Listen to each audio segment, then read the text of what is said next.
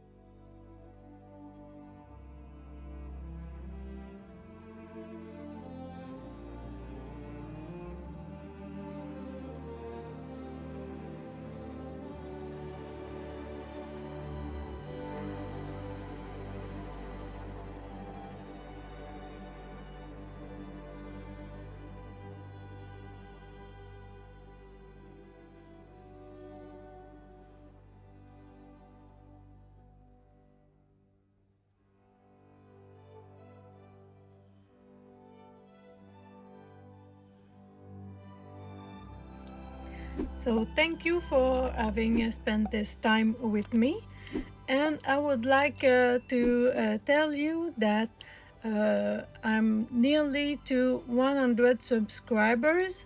So when I will reach my 100, I will make a giveaway that will have something to do with this collage sheet. Um, can't wait for that to happen. So I'd be happy if you could subscribe to my channel, make a comment, and give me a thumbs up. That will help me a lot and speed up the giveaway. And I hope you enjoyed this collage. And I will see you in the next video where we will be doing things with this collage. Bye!